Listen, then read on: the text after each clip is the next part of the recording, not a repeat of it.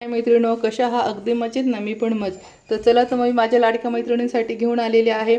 पुरुषांपासून तर बाळातनीपर्यंत तर म्हाताऱ्यांपासून वयोवृद्ध म्हणजे सर्व यंग लहान मोठ्यांपर्यंत आपल्याला प्रोटीन पावडर बनवायची आहे. ही एवढी पौष्टिक आहे की याची बरोबरी कुठेच होणार नाही. चला तर मग झटपट वेळ न वाया घालवता आपण याची रेसिपी पाहून घेऊया. सातूचे पीठ घेतलेले आहे, बघू शकता. इथे मी सातूचे पीठ घेतलेले आहे अगोदर. आता एक घमेलं घ्यायचं आहे आणि घमेल्यामध्ये सर्व पावडर आपण टाकून घ्यायच्या आहे.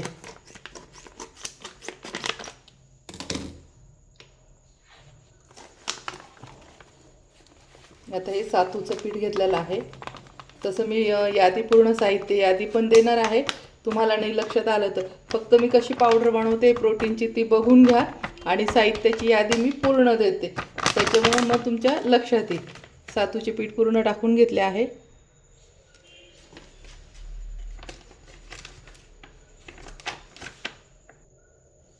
इथे आता मी बघू शकता सलामी पावडर घेतलेली आहे. सलामी पावडर आपण आता यात टाकून घेऊया. त्यानंतर इथे मी घेतले आहे अस्कंदा पावडर. ही कोणती आहे? अस्कंदा पावडर. तर ही पण यामध्ये टाकून घ्यायची आहे.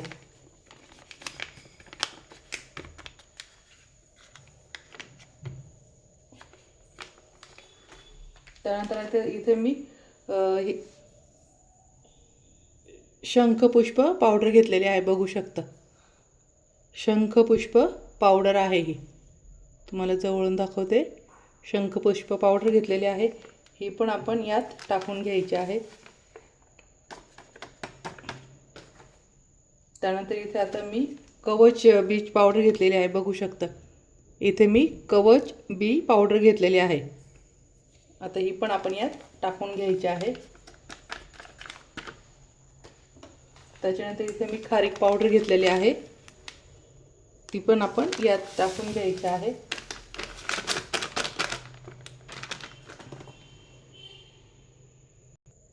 त्यानंतर इथे मी गोखरू पावडर घेतलेली आहे, बघू शकता. गोखरू पावडर ही पण आपण यात टाकून घ्यायची आहे. त्यानंतर इथे मी सफेद मुसळी पावडर घेतलेली आहे, बघू शकता. सफेद मुसळी पावडर ही पण यात टाकून घ्यायची आहे.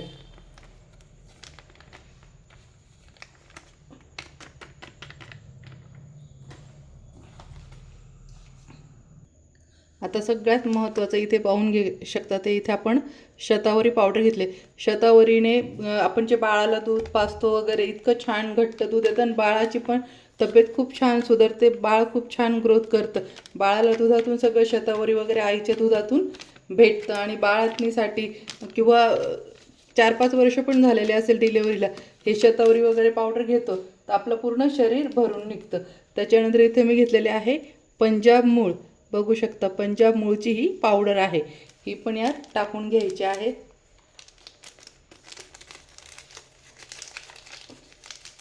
त्याच्यानंतर आता आपण ज्येष्ठ मध घेणार आहोत. तर ज्येष्ठ मध तर हे आपल्या बॉडीसाठी तर चांगलंच आहे. आपल्या हाडी ताप वगैरे सगळं निघून जातो, अशक्तपणाही दूर होतो.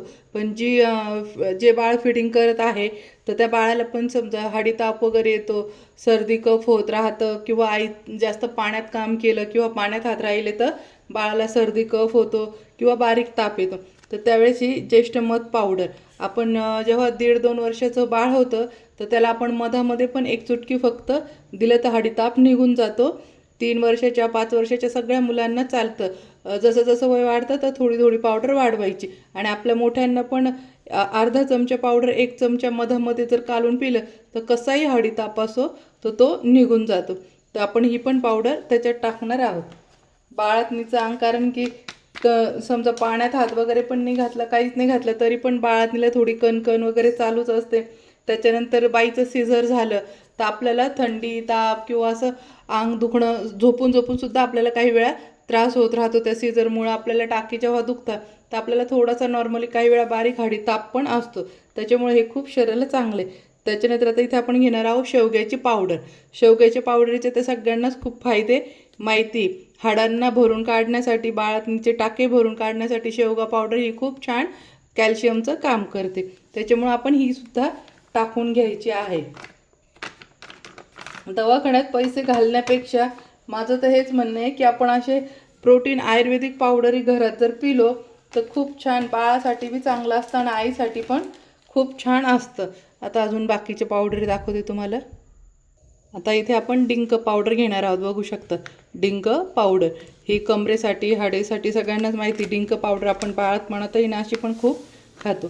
तर ही डिंक पावडर आयती अशी भेटून जाते, एकदम बारीक चूर्ण. तर ही पण यात टाकून घ्यायची आहे. त्याच्यानंतर आता इथे आपल्याला खडीसाखर घ्यायची आहे. पण खडीसाखर कोणती घ्यायची आहे? ही धाग्यावाली खडीसाखर घ्यायची.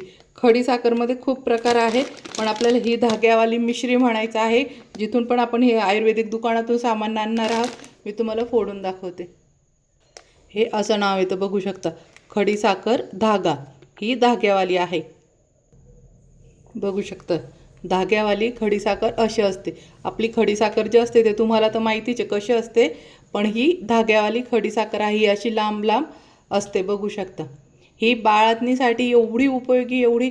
आणि बाळातणीसाठीच नाही, आपले म्हणजे मुलं बी मोठे झाले तर ही धाग्याची खडीसाखर वापरायची. याच्याने शुगर वाढत नाही, काहीच नाही. आणि ही धाग्याची मिश्री म्हणजे आयुर्वेदिक असते. आणि बाळातणीने जरी म्हणजे बाळातणीला आपण करतोय तर बाळातणीसाठी बाळाला खोकला येत नाही, ढास लागत नाही आणि बाळातणीचाही घसा धरत नाही. त्याच्यामुळं तुम्ही जर बाळातणी बाईला वापरत असेल किंवा आपल्यालाही, तर ही धाग्याचीच खडीसाखर वापरायची आहे. याला ऑप्शनल नाही की ही नाही तर ती खडीसाखर हीच वापरायची आहे. पर्याय याला दुसरा ठेवायचा नाही आहे.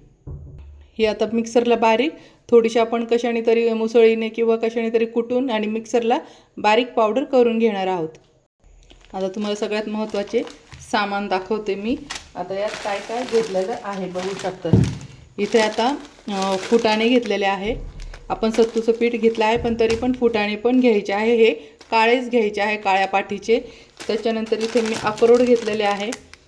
अक्रोड आहे, बदाम आहे. बाळातणीसाठी अक्रोड थोडे कमीच टाकायचे, जास्त प्रमाणात टाकायचं नाही, नाही तर बाळाला जुलाब होतात. आणि याला स्किप पण केलं तरी चालेल, नका टाकू. जर म्हणजे इच्छा असेल तर जर टाकले तर अगदी मोजून 4-5 अक्रोड टाकायचे आहे बाळाच्या मेमरीसाठी, ग्रोथ होण्यासाठी.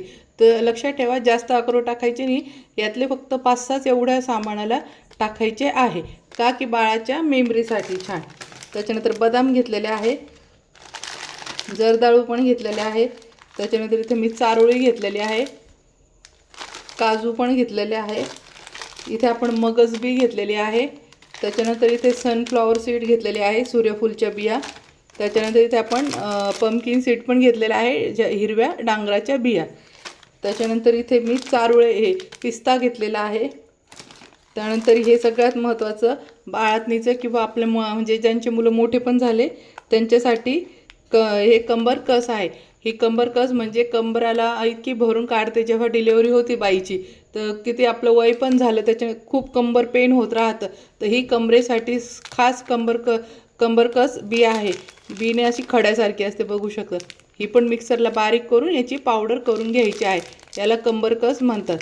एकदम अशी काचीच्या खड्यावाणी असते, बघू शकता, कंबर कस. ही पण घ्यायची आहे. आणि त्याच्यानंतर इथे मी केशर घेतलेलं आहे. इथे मी बेबी सॉफ्रॉन घेतलेला आहे. आता हे सगळं मी मिक्सरला बारीक करून याची पावडर करून घेते आणि मग यात आपण टाकून घ्यायचे आहे. त्यानंतर खसखस पण घेतलेले आहे आणि इथे मखाणे घेतलेले आहे मी. मखाणे थोडेसे भाजून घ्यायचे म्हणजे कडक होईल आणि याची पावडर छान होईल. खसखस आणि दोन्ही आपण भाजून घ्यायचं आहे, बाकीचं दळून टाकायचं. आणि बदाम पण थोडेसे भाजून घ्या आणि भाजून मग टाका. किंवा मग जर तुम्ही असे कच्चेच टाकले तर आता मी ते कच्चे दळून टाकणार आहे, तर मी त्या पुढे कसं मग घ्यायचं तुम्हाला ते पण सांगते. आता याचे मी सर्व पावडर अगोदर करून घेते आणि तुम्हाला दाखवते. बदाम टाकून घेतले, आता पिस्ता पण टाकून घेते. त्याच्यानंतर इथे मी चारोळे पण टाकून घेते, अक्रोड टाकून घ्यायचे आहे. सर्व एकत्रच पावडर करायची आहे. इथे काजू पण टाकून घेत आहे.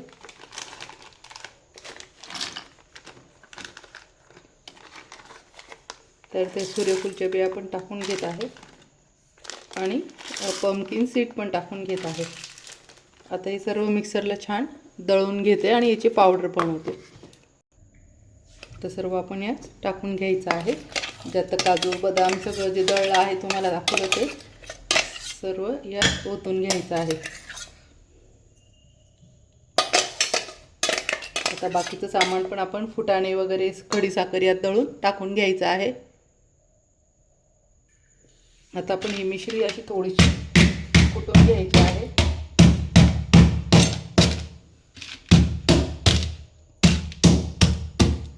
ही सर्व मिश्री अशीच कुटून घ्यायची आणि नंतर मिक्सरच्या भांड्यात टाकायचं आहे, नाही तर पातळ नको तुटायला आणि आपली पावडर नको बिघडायला.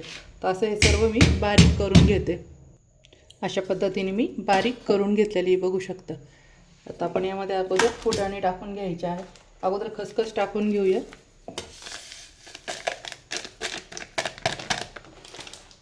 त्याच्यानंतर थोडे फुटाणे टाकून घ्यायचे आहेत. त्यानंतर थोडी खडीसाखर टाकून घेऊया आणि अर्धे मखाणे टाकून घ्यायचे आहेत. 2 स्टेपमध्ये आपण दळणार आहोत, जेणेकरून आपली पावडर खूप छान बारीक होईल. आता यामध्ये आपण केशर पण टाकून घेणार आहोत लगेच. आता इथे मी केशर टाकून घेते. यातलं मी अर्धाच केशर टाकला आहे आणि अर्धा आवरून ठेवला आहे. बाळातीसाठी खूप पण केशर टाकायचं नाही, फक्त आपल्या बाळाचा कलर फेअर होण्यासाठी, गोरं होण्यासाठी आणि बाळातीचा पण कलर गोरा होण्यासाठी आपण इथे केशर टाकून घेत आहोत. आणि हा खूप छान चांगल्या क्वालिटीचा आहे. केशर टाकायचंच आहे. आईचा पण आणि बाळाचा पण कलर खूप छान उजळण्यासाठी याला खूप म्हणजे खूपच फायदे आहे आणि गॅरंटी पण आहे याची, कारण की आम्हाला अनुभव आहे म्हणून मी बनवते. त्याच्यानंतर कंबरकस पावडर पण अर्धी टाकून घेऊया. अर्धी दुसऱ्या याच्यात टाकून घ्यायची.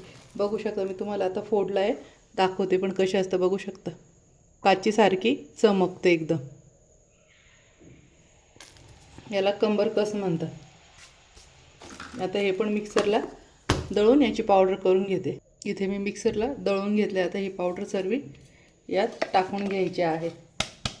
मिक्सरच्या भांड्याला थोडं पण राहू द्यायचं नाही, कारण की खूप आयुर्वेदिक आणि महागाची पावडर आहे ही. आता बाकीचं पण मी पावडर करून घेते, तुम्हाला दाखवते. पुन्हा आपण तेच करणार आहोत. जे अर्ध उरलेलं आहे आपले मखाणे, त्यानंतर फुटाणे. सगळ्यात महत्त्वाचं फुटाण्याची तुम्ही बघू शकता मी साल काढलेली नाही, मी सालासकट टाकू राहिली. मी थोडीशी पण शेंगदाण्याची, आपण कोणी साल म्हणतो, कोणी फोत्र म्हणतात, तर ते फोत्रेसुद्धा मी काढलेले नाही.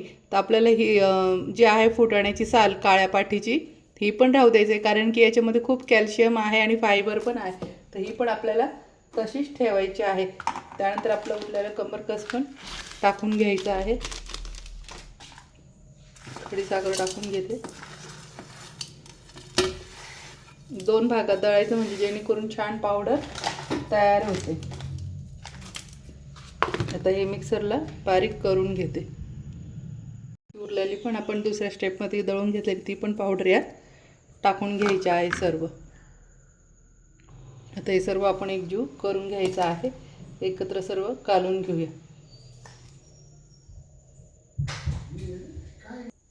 आता हे सर्व आपण असं हाताने चोळून घ्यायचं आहे. चमच्याने बिलकुल चोळायचं नाही.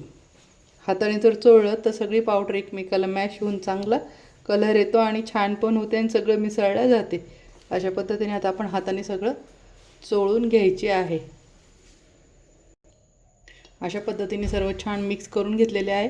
तर आता ही घ्यायची कशी, हा 1 चमचा जो आपण जेवण खिचडी वगैरे खातो त्याचा 1 चमचा असा पाण्यामध्ये, थंड पाण्यामध्ये रात्रभर भिजत घालून आणि ते ग्लासभर पाणी सकाळी पिऊन घ्यायचं आहे. दात वगैरे घासल्यानंतर किंवा नाश्ता केल्यानंतरही घेतलं तरी चालेल, पण सकाळी घ्यायचं आहे किंवा रात्री घ्यायचं. रात्री जरी घ्यायचं तर मग सकाळी किंवा दुपारीच निदान 2-3 तास तरी भिजत घालायचं, कारण की आपण याच्यात डिंक पावडर वगैरे टाकलेली आहे, ती पाण्यामध्ये छान वितळल्या जाते.